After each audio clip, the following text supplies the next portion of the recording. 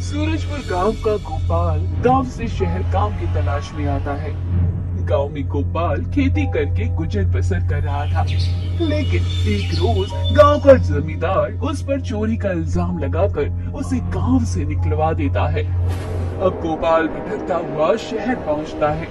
2 दिन से भूखा हूँ, खाने को ना तो पैसे है और ना ही कोई काम दे रहा है। न जाने मेरा क्या ही होगा अब। इतना बोलने के बाद गोपाल जैसे ही सड़क पार कर रहा होता है, तभी उसके सामने एक गाड़ी आ जाती है और वे एकदम से घबरा जाता है। लेकिन गाड़ी चला रहा आदमी तुरंत कार का ब्रेक लगा देता है। अरे अंधा है क्या? दिखता नहीं?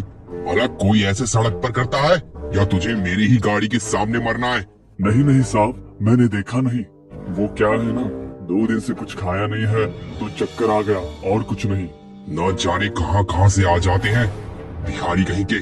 चला हट रास्ते से, सड़क पर जाम लगवा रहा है। इतना कहकर वे आदमी वहां से चला जाता है और गोपाल सड़क पार करके फुटपाथ पर बैठकर अपने आप को कोस रहा होता है। लेकिन कुछ देर बाद वही गाड़ी वापस लौट कर आती है, जिससे गोपाल का एक्सीडेंट होते होते बचा था। क्या नाम है तेरा और कहां से आया है तू? साहब माफ करिएगा, मैंने कहा ना, बस चक्कर आ गया, जिस वजह से मैं आपके सामने आ गया। अरे मैं तुझे कुछ कहने थोड़ी आया हूँ। ये ले रोटी खा ले और चल मेरे साथ, मैं तुझे काम दिलवाता हूँ। काम तो कर लेगा ना? जी साहब, आप मुझे जो कहेंगे वो सब काम करने को तैयार हूँ, बस आप मुझे काम दे दीजिए। और गोपाल उस आदमी के साथ चला जाता है और वे आदमी गोपाल को अपने यहाँ ड्राइवर की नौकरी पर रख लेता है, जिसमें गोपाल को उस आदमी यानी अपने मालिक के साथ साथ उसकी फैमिली को भी बाहर ले जाने का काम करना था। देख गोपाल, जब भी मेरे घर वालों को कहीं जाना हो तो उन्हें लाने ले जाने का काम करेगा और शाम सुबह मुझे ऑफिस छोड़ने और घर लाने का काम भी तेरा ही है। इसके लिए मैं तुझे महीने के 6,000 दूंगा, ठीक है ना? जी मालिक, इतने पैसे तो काफी हैं। आपका बहुत बहुत धन्यवाद जो आपने मुझ जैसे असहाय पर इतनी बड़ी मेहरबानी की। अब गोपाल भी अपने मालिक के साथ साथ उनकी पत्नी बच्चों को भी बाहर ले जाया करता था। एक दिन गोपाल अपनी मालकिन को लेकर घर आ रहा होता है और रात का समय होता है। ऐसे में गोपाल जब एक गली से होकर कार घुमाने लगता है तो गोपाल की मालकिन गोपाल को रोकते हुए कहती है, अरे गोपाल, तुझे इतना बड़ा बोर्ड नहीं दिख रहा जिस पर लिखा है यहाँ जाना मना है? और ये वही गली है जो भूतिया गली के नाम से फेमस है। यहाँ किसी की जाने की हिम्मत तो छोड़, नाम लेने की हिम्मत नहीं होती।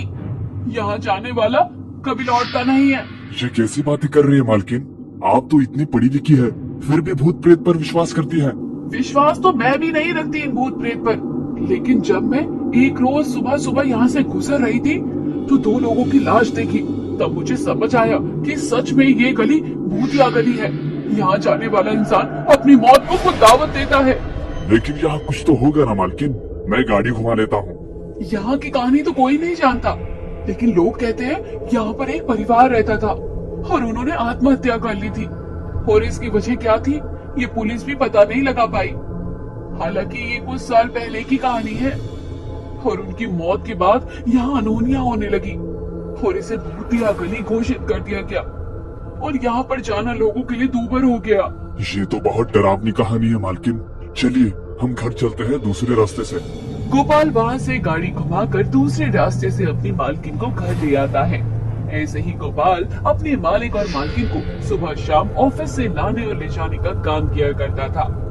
एक रोज देर रात गोपाल कहीं से आ रहा होता है, तभी फिर से उसे वही गली दिखती है जहाँ बड़े बड़े अक्षरों में लिखा था यहाँ जाना मना है। यह देखकर गोपाल जब अपनी गाड़ी दूसरी तरफ घुमाने लगता है तो गोपाल की गाड़ी बंद हो जाती है और वह बहुत कोशिश करता है, फिर भी उसकी कार स्टार्ट नहीं होती। अरे अब ये क्या हुआ? इसे भी अभी खराब होना था। वैसे ही मैं इतना डरा हुआ हूँ, जल्दी से चल जा वरना अगली न्यूज मेरे मौत की ही होगी। गोपाल लाख कोशिश करता है लेकिन गाड़ी स्टार्ट नहीं होती और गाड़ी खुद पे खुद पीछे की तरफ चलते हुए उस गली में रुकती है जो गली भूतिया थी। अब ये क्या हुआ? मैंने तो कुछ भी नहीं किया और ये गली कितनी सुनसान है। आज तो मैं मर गया। इतना बोलकर फिर से गोपाल गाड़ी स्टार्ट करने लगता है, लेकिन तभी वे अपने सामने एक भूत को खड़ा देखकर डर जाता है। आज तो तेरी मौत निश्चित है। उस दिन तो तू बचकर चला गया था, लेकिन आज तुझे कोई नहीं बचा सकता। मुझे जाने दो, मैंने तुम्हारा क्या बिगाड़ा है? मैं तो बस इस रास्ते से गुजर रहा था। आज तो मेरे परिवार के लिए खुद दावत चलकर आया है। ताजा मांस, पीने का खून सब मिलेगा। गोपाल को जैसे ही भूत ये बोलता है, गाड़ी में बैठा गोपाल राम नाम जपने लगता है। हे प्रभु, मेरी रक्षा करो इन भूतों से। यहाँ तो एक नहीं बल्कि भूतों की पूरी फैमिली है। 2 बच्चे भूत सब मौजूद है यहाँ। गोपाल प्रभु का नाम ले ही रहा होता है, तभी कार के डैशबोर्ड पर उसे भगवान राम की छोटी सी मूर्ति दिखाई देती है, जिसे वे हाथ में लेकर गाड़ी स्टार्ट करता है। हालांकि उस मूर्ति को देखकर भूतों की आंखें चमक जाती हैं, क्योंकि उसमें से रोशनी निकल पड़ती है। अब जैसे तैसे गोपाल की गाड़ी चालू होती है और वे वहाँ से घर के लिए निकल पड़ता है। हे प्रभु, तेरा बहुत बहुत शुक्रिया। आज तो आपने मेरी जान बचा ली, वरना ये भूत तो मेरा डिनर बनाने वाले थे। गोपाल घर आकर अपनी मालकिन और मालिक को सारी बातें बताता है। हालांकि सभी को पता था कि वे गली भूतिया है, लेकिन वहाँ कोई आता जाता नहीं है। अब गोपाल के मालिक और मालकिन भी गोपाल को उधर ना जाने की हिदायत दे देते हैं। लेकिन अब ऐसे ही कई दिन बीत जाते हैं, लेकिन गोपाल के दिमाग से ना तो वो गली और ना ही वो भूत जा रहे थे। एक रोज रात गोपाल सोया हुआ था। गोपाल, फिर से तू यहाँ आ ही गया। अब तुझे मरने से कोई नहीं बचा सकता। कौन है? मैं यहाँ कैसे? मैं तो अपने घर के स्टोर रूम में सोया था ना। अब तुम हमारे इलाके में हो तो हमारा भोजन बना कर ही रहोगे। मुझे छोड़ दो, मैंने तुम लोगों का क्या बिगाड़ा है? मैं तो उस दिन गलती से यहाँ आ गया था, अब कभी नहीं आऊंगा। मैंने प्रण लिया था कि इधर नहीं आऊंगा। नहीं नहीं, यहाँ जो आया है वो कभी लौट कर नहीं गया, और तुम भी यहाँ से लौट कर नहीं जा पाओगे।